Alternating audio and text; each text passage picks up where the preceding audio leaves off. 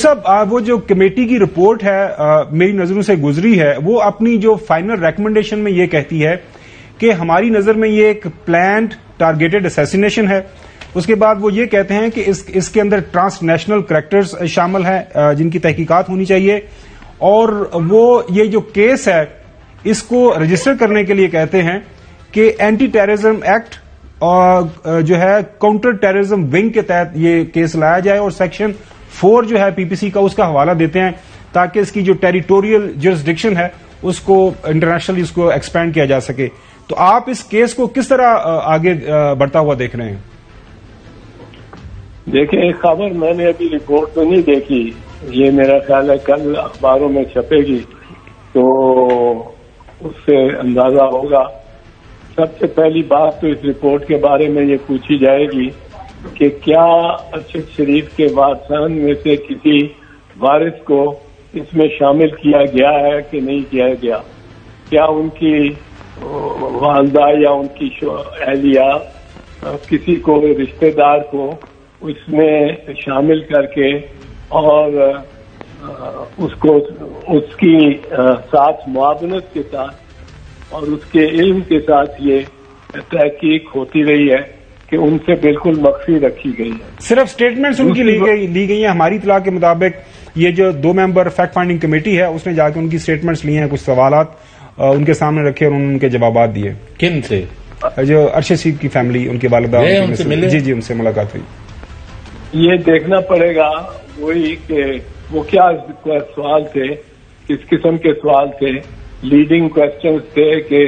Open questions تھے، یہ سارا کچھ۔ پر میں بہرحال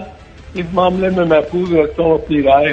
جب تک میں وہ 43 صفحے کی رپورٹ پڑھ نہ لوں۔ جہاں تک تعلق ہے اس رپورٹ کے بارے میں، یہ جو آپ نے بتایا ہے یہ تو میں پہلے دن سے کہہ رہا ہوں کہ ایک چیز واضح ہے،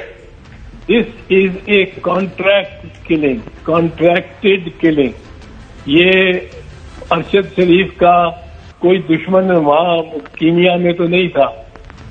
میرے خیال میں کسی نے بھی آج تک نہیں کیا واضح، اور پھر کینین پولیس نے یہ اپنے سر پہلے لے لیا تھا۔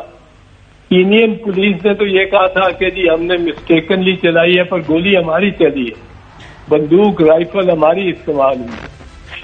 اب اس سے یہ طے ہو گیا کہ یہ کینیا میں چاہے پولیس کی بلٹ تھی یا کسی نے پولیس کی معاونت کے ساتھ یا پولیس کی سرپرستی میں کینیا کی پولیس کی وہ کیا ہے، ارشد شریف کو شہید کیا ہے۔ ارشد شریف کو اس لیے تیسری بات میں عرض کروں کہ اس لیے کینیا کی جو رپورٹس ہیں اور کینیا سے جو کچھ بھی آئے گا اس کو مشکوک نگاہ سے دیکھنا پڑے گا آپ کو، اور زیادہ پرکھنا پڑے گا کہ یہ درست ہے کہ نہیں۔ یہاں تک کہ گولیاں جو آئی ہیں وہاں سے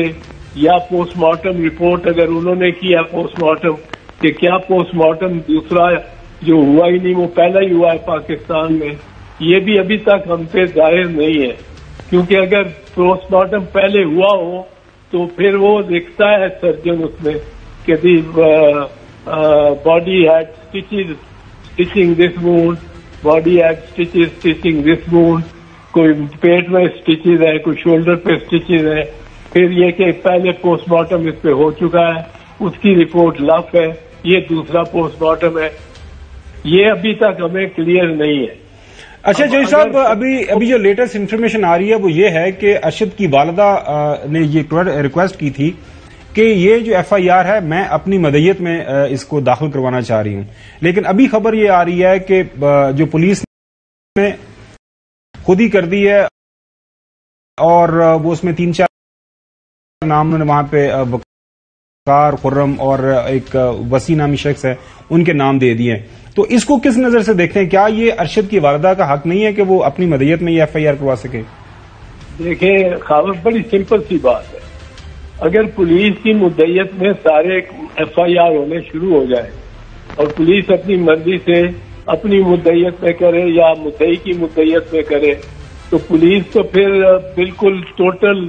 اس نے پولیس انویسٹیگیشن دے دی نا، पुलिस अगर मुद्दई हो जाती है, किसी शख्स के बेटी की रेप किया गया है और पुलिस वाला आके थानेदार कहता है कि मेरी मुद्दईयत में दावा होगा, तो इसका मतलब वो मुद्दई बन गया। इसलिए मतलब है कल सेटलमेंट उसने करनी हुई तो वो सेटलमेंट करके चलता बने और ये सारा कुछ पुलिस के हवाले हो जाए, ये नहीं होता। पुलिस की मुद्दईयत में वो केसेस होते हैं जहां कोई वारिस ना हो, लावारिस लाश मिले आपको, आप उसके लिए डंडोरा पीटते फिरे सारे मोहल्ले में, आप अनाउंसमेंट कराएं कि जी कोई इसकी लाश है, देखे, कोई ना आए, आप उसको दफन कर दें और पुलिस की मुद्दईयत में हो जाए। या कहीं 4-10 आदमी इकट्ठे ही कोई बड़ी 2 दिन बाद वकुए के खेतों में किसी दूर दराज जगह पे मरे हुए पाए गोलियों से और कोई नजर न आए, मिले,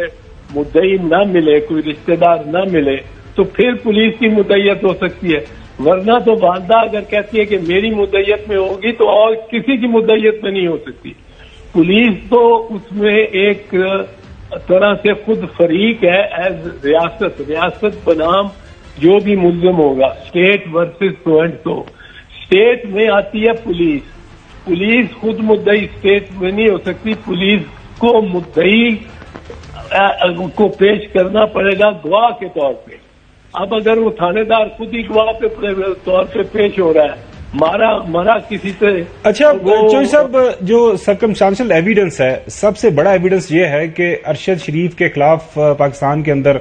16 के करीब FIRs हुई और रिपोर्ट जो हमारी नजर से गुजरी है वो ये कह रही है कि अपैरेंटली अरशद शरीफ को पाकिस्तान के अंदर वाज़ेह थ्रेट्स थे जिसकी वजह से वो यहां से गए।